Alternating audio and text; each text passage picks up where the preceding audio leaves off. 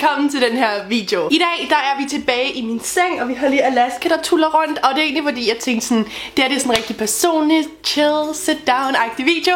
Og så kan jeg godt filme den fra min seng af, fordi det er sindssygt lang tid siden jeg sidst har filmet fra min seng af. Men i dag der er det altså første juledag, og hvis I kan høre nogle stemmer, så er det fordi vi har gæster, de sidder ude i køkkenet. Men jeg tænkte jeg lige lynhurtigt ville filme den her video til jer, og se om jeg kan skynde mig at få den uploadet, fordi jeg ved der er sindssygt mange af jer, der har efterspurgt den. Så dagens video, det bliver altså sådan en, hvad jeg har fået i julegave. Og jeg har lavet den her video, jeg mener de 2 sidste år. Jeg lavede i hvert fald en sidste år. Jeg er lidt i tvivl, om jeg gjorde det for i år. Men de er altid mega efterspurgte. Og man skal altid, tror jeg, lige huske at lave sådan en disclaimer med sådan nogle her videoer, at snakker bestemt ikke om nogle af de her ting for at prale. Det her det er, hvad jeg har fået i julegave. Forskellige familier giver forskellige ting, og sådan er det bare. Og hvis du måske bliver meget nemt fornærmet af at se, hvad andre folk har fået i julegave, så kan det godt være, at den her video måske ikke lige er for dig. Bare lige så I ved, at jeg ikke prøver at sidde og blære mig og prale, og jeg ved ikke hvad. Selvfølgelig får man gaver i julen, men det er jo selvfølgelig ikke det, julen handler om. Det giver jo sig selv. Toppen af i går aftes, det var bare at hænge ud med familien og hygge os og spise god mad og snakke og grine og alt det der. Og så er gaver jo selvfølgelig bare et plus oveni. Og efter jeg sådan er blevet 18, der er jeg også skulle begynde selv at give sindssygt mange gaver, så det er sådan, det har været lidt sjovt at skulle sådan være ude og julegave.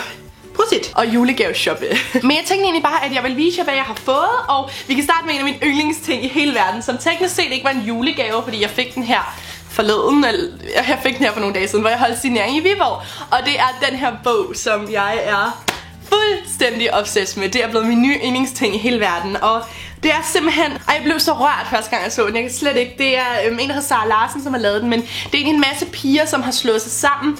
En masse af jer friends og følger derude. Og så, altså...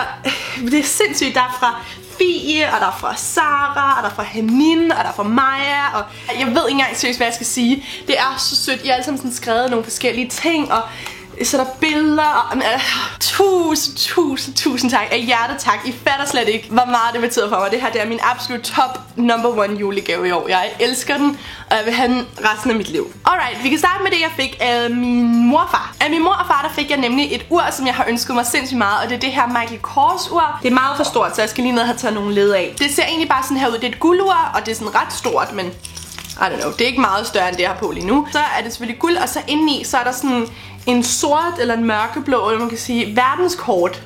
Jeg ved overhovedet ikke, om I kan se det. Men jeg synes, det er så flot, og jeg synes, det er så anderledes. Det er ikke noget, man sådan nødvendigvis kan se fra mega lang afstand, men lige så snart man kommer tæt op, så er det tydeligvis et verdenskort. Men altså, jeg er fuldstændig obsessed. Jeg synes, det er så flot. Og det stod også #1 på min ønskeliste. Så det var mega sødt af min mor og far. Thank you so much. Af Ida Emil, der fik jeg også noget, jeg har ønsket mig mega meget. Og jeg er obsessed med det mærke, der hedder Jo Malone. Jeg synes, det er så lækkert. Hun laver hovedsageligt parfumer, men hun laver sådan duftlys og duftolie og sådan noget. Men hovedsageligt parfumer. Og det er faktisk lige kommet til Danmark. Simone og jeg, vi købte noget, da vi var i USA. Men det er lige kommet til Danmark, og jeg havde ønsket mig en parfume. Og de var så søde, Ida Emil. Det er den parfume her, som hedder Orange Blossom. Og jeg elsker alt, hvad der dufter sådan af citrus eller appelsin. Hovedsageligt sådan en rigtig sød appelsin. Det er nok en af mine yndlingsdufte i hele verden. Men den her, det hedder jo som sagt Orange Blossom, og den er så lækker. De laver meget sådan, eller hun laver meget sådan karakteristiske, specifikke dufte. Hun laver også en blandt andet med basilikum og sådan en med grebfrugt. Og det er meget sådan... De er lidt anderledes end bare sådan en helt almindelig Marc Jacobs parfume eller sådan noget. Så jeg er fuldstændig obsessed, og jeg er så glad for den. Så tusind tak, Ida Emil. Det er så sødt af jer. Så tror jeg også, Ida Emil har været ude og købe en gave til mig fra Alaska. Jeg har så også købt gaver til dem fra Alaska, så de har også lige været ude. Og det er så nuttet, fordi de ved, at jeg elsker at lave mad. Fordi jeg laver sådan mad sådan 4 eller 5 ud af 7 dage herhjemme. Jeg elsker at lave mad. Det har jeg altid gjort. Så Ida, hun fandt de her og tænkte på mig. Og det er eddike. De er fra Nicolas Vage.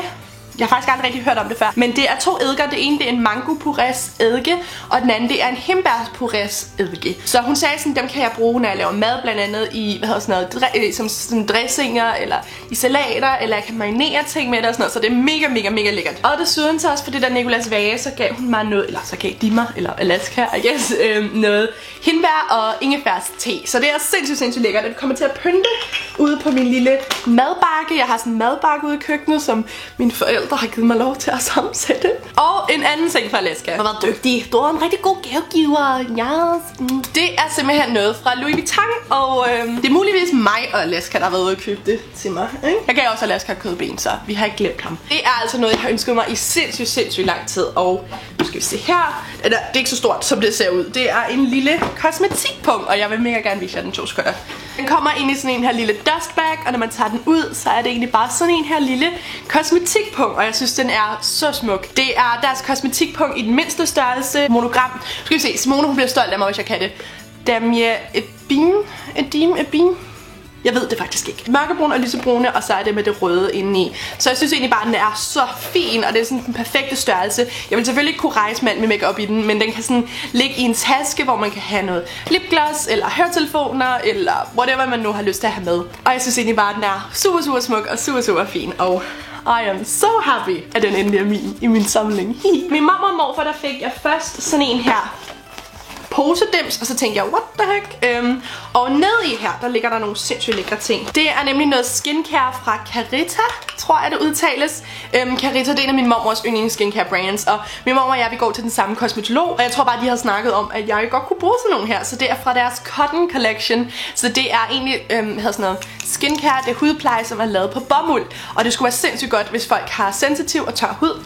Læser mig. Det første jeg har fået, det er sådan en anti-aging cream med det her cotton ekstrakt, så den er for sensitiv hud, og den er mega mega lækker, den dufter sygt godt. Så har jeg fået sådan en her Radiance Soothing Serum, også fra det her, sådan noget cotton linje. Og så har jeg fået den her, som er sådan ret anderledes. Det er en olie, men det er sådan en foaming olie. Så jeg tror, når man begynder sådan at putte den i sit ansigt, så foamer den op. Jeg ved det faktisk ikke helt. Min mormor, hun har den derhjemme, hun siger, den er sindssygt lækker. Så det var jeg mega glad for. Det er altså super, super lækker skincare, og det havde jeg også brug for, fordi jeg bruger skincare op sådan der. Kan du lige lade være at hoppe ned eventuelt? En anden ting, jeg fik fra min mormor og morfar, det er også en ting, jeg har ønsket mig i mega lang tid. Og det er det her fra Bits. Og det første, jeg fik, det var 2 gange salatbestik. Og så tænkte jeg, what the heck? Det ene, det er det sorte salatbestik, og det andet, det er et stålsalatbestik. Og jeg var sådan lidt, excuse me, what? Måske lidt hæftigt med 2 gange salatbestik. Men så lige bagefter, så åbnede jeg deres nummer 2 gave.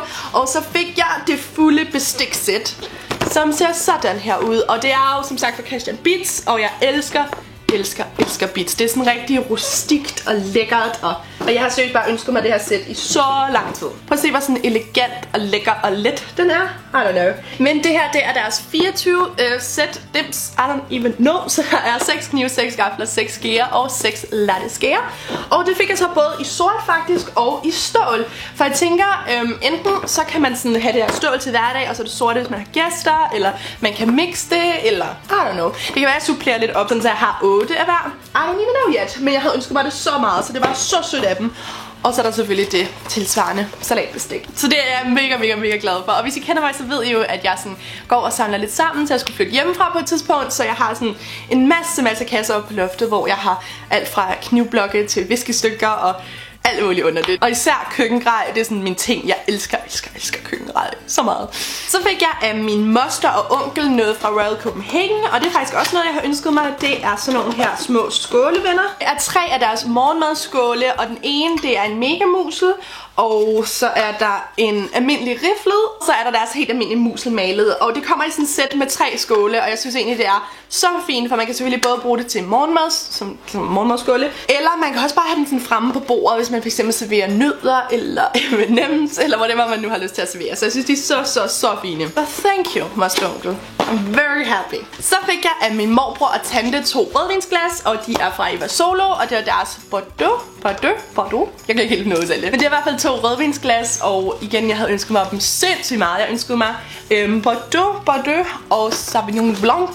Og der er champagneglas. I'm so happy, thank you. Det er så sødt af jer. I altså. Så er vi nået til min farmor og farfar, og af dem, der fik jeg faktisk også fra min oldefar. De slog sig sammen, farfar og oldefar. Og som det første, der fik jeg en gryde. Det kan godt være, at rigtig mange af jer synes, det her det er nedtur at se, fordi jeg bare ønskede mig så mange køkkenting. Men jeg fik en gryde fra Eva Trio, og det er deres 4,8 liters. Og den ser sådan der ud. Og den ser sådan der ud, og det er deres white line. Det har jeg ønsket mig for evigt altid. Jeg synes, det er så smukt. De helt hvide, sådan lyse gryder. Jeg synes bare, de er sådan meget lette og elegante og nordiske og I don't know. Og så fik jeg også 24 cm låget til. Så det er så sødt af dem, og jeg glæder mig så meget til, at jeg bare skal have mit eget lille køkken. Og jeg skal lave mad med de små gryder. Og ud over gryden, så fik jeg også pande, også fra Eva Trio. Og skal se, om jeg kan finde billedet. Yes, den ser sådan her ud. Det er deres 28 cm pande, og det er sådan slip let, så den er sindssygt lækker. Jeg kan lige prøve at tage den ud måske. Så den ser sådan her ud. Yes. Er den ikke smuk? Jeg synes, den er smuk. It's the little things in life, you guys. Så fik jeg af min farbror og tante et gavekort til Magasin, og det er så sødt af dem. Jeg elsker Magasin, og man kan seriøst altid bruge Magasin gavekort. Jeg tror, at Magasin og Bane, det er mine 2 yndlingsbutikker i hele verden. Så det var mega så gerne, for jeg tror de tænker sådan lidt, hun ønsker sig nogle ret mærkelige random ting. Så et gavekort, det kan man aldrig galt i bil med, og jeg er very pleased. Nu skal vi ud og købe noget lækkert. Og så er vi nået til den aller sidste ting, og den fik jeg faktisk af julemanden. Vi får hvert år en gave fra julemanden og Sofus, som er vores drillenisse. Så ja, det I don't even know. Det her, det fik jeg i hvert fald af dem, og det er en KitchenAid brødrester, og den er i sort og stål, og jeg synes, den er så lækker. Og jeg ved ikke, han har måske læst mine tanker, den søde lille julemand. Det var lige det, jeg ønskede mig. Så jeg tror, den bliver så lækker, når jeg sådan får et køkkenbord, og så med den her lille brødrester, og nogle gange så sidder jeg og tænker lidt, hvad der skete, ikke? Hvornår blev man så voksen, at man begyndte at ønske sig brødrester? Like what? Min kusine, Filippa, hun er jo sådan noget 7 nu, og hun ønsker sådan make-up og et make-up spejl, og sådan, det er mega nuttet. Jeg så bare tænkt, ej, hvor jeg savner sådan at være den alder, eller i hvert fald at Ida Emil var den alder. Nu ønsker vi sådan køkkenting, og Ida ønsker sig en billet til Roskilde Festival og sådan noget. Jeg synes, det er sådan underligt, ikke? At man bare lige pludselig er blevet så voksen eller så store. Jeg tror også, mine forældre synes, det er lidt underligt. De er sådan, min far, han er 41, og min mor, hun er 40. De føler sig alt for unge til at have børn, der sådan er på vej til at flytte hjemmefra, sådan noget. Det er meget sjovt. Men det var sådan set det, jeg havde at dele med jer i den her video. Jeg elsker alle mine gaver, og jeg håber godt, at I kan kunne fornemme, at jeg er sindssygt taknemmelig for alt, hvad jeg har fået. Jeg sætter så stor pris på det, og jeg elsker min familie højere end noget andet. Og ja, friends, I love you guys too. Men I er også min familie. Men tusind tak, fordi I kiggede med. I må mega gerne smide som en kommentar ned under, hvilken julegave I fik, eller hvad der var jeres yndlingsjulegave. Det vil jeg mega gerne høre. Og så må I ellers bare have det mega godt, og så ses vi selvfølgelig i min næste video. Hej!